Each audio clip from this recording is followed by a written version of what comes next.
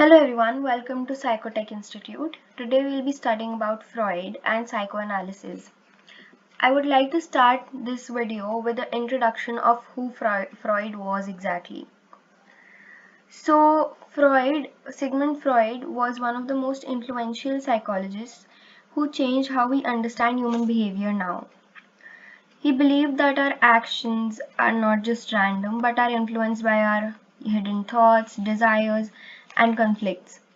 And he also introduced psychoanalysis, as we all know, which focused on the unconscious mind of human. And this unconscious mind, according to him, was a part of our mind which we are not aware of. He also suggested that symptoms like anxiety are meaningful and reflect inner conflicts. Although his ideas are now criticized, but they are still a form of base of modern psychology now.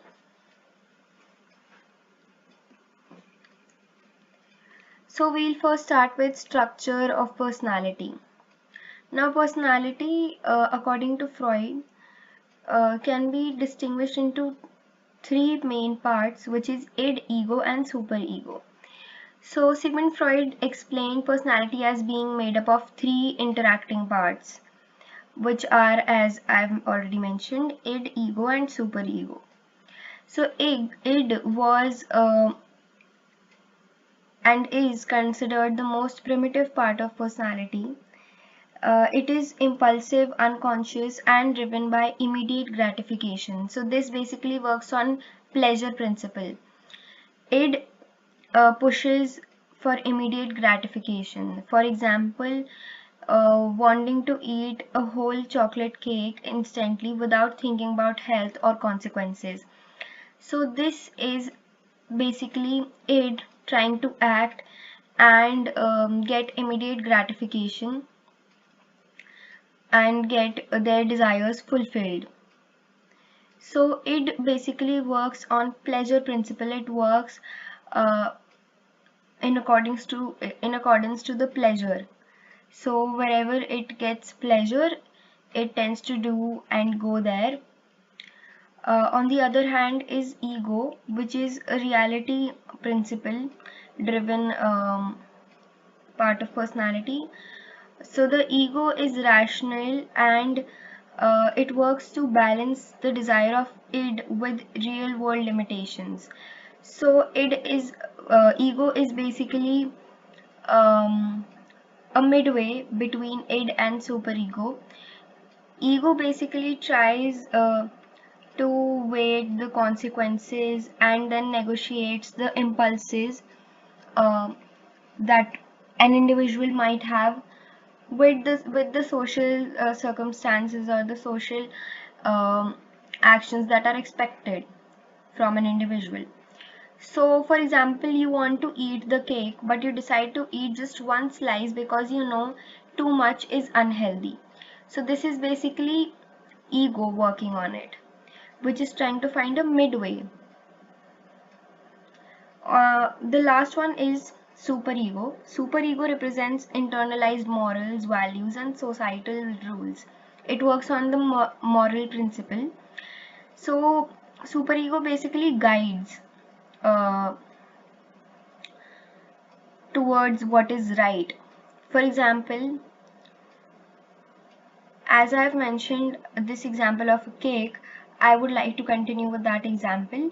So, in the first example, it was working um, upon the person's mind, and according to that uh, the person might feel the need to eat the whole cake because they feel hungry or because they want to feel pleasure.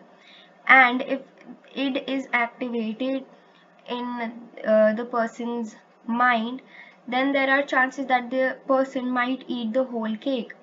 On the other hand is superego, which is another extreme of the same scale, wherein superego might say that eating even a small bit of the cake is unhealthy and wrong, so you should not eat the cake at all. However, ego, which mediates between id and superego, indicates and sends a signal to the individual to eat just one slice of the cake, neither too much nor too less, just one slice.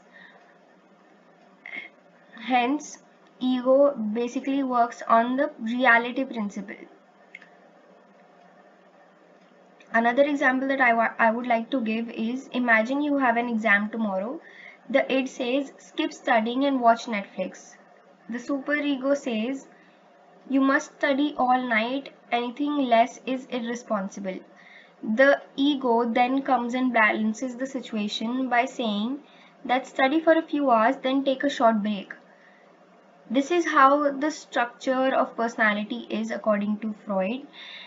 Behavior reflects ongoing compromise among competing demands rather than perfect rational control. Hence, inner conflicts can also be caused due to these compromises among the competing demands. The next that we talk about is level of consciousness. So Sigmund Freud proposed that human mind operates at three different levels: conscious, preconscious, and unconscious, which together shapes our thoughts and behaviors. Now, conscious mind includes everything we are already aware of at the present moment, like our thoughts, feelings, and perception.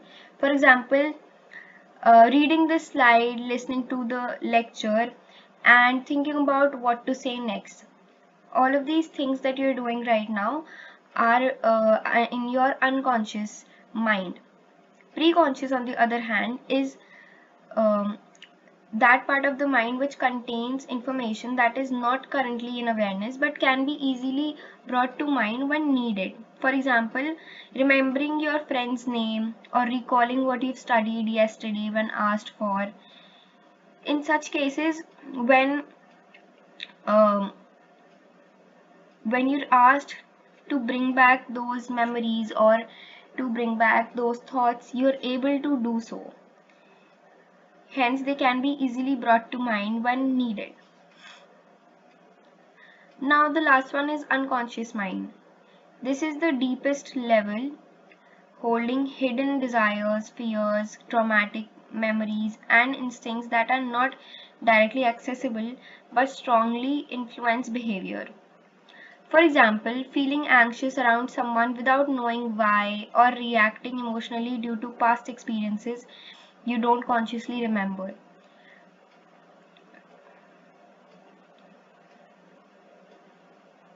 So, how does all of this show up? Unconscious thoughts often reveal themselves indirectly, like through dreams, slip of tongue, unexpected emotional reactions, etc. Freud used to study all of these things to understand the unconscious mind of an individual, to further diagnose and aid that individual. So, dreams were considered symbolic expressions of hidden desires. Slip of tongue was also called Freudian Slips, in which Freud tries to get deeper and from the surface, and he also used to study how these slips of tongue are caused and what are the sources of these slip of tongues. Hence, Freud really tried to understand more than what has already been shown and can be observed easily. For example, an individual's behavior, mind, structure of brain. He went in depth and tried to understand more about human mind, which is not um, quite visible or tangible. He tried to study unconscious mind. He tried to study the structure of personality. Although nowadays and back in the time, Freud was really criticized for his way of understanding things. However, modern psychology now is based on the foundation of Freud's theories and understanding. For more such information and for understanding defense mechanisms, you can go click on the next video in the playlist. which defines what defense mechanism is and how Freud actually discovered them, along with different types of defense mechanisms and their reasons for the same. Uh, Thank you so much for watching this video. I'll see you in the next one.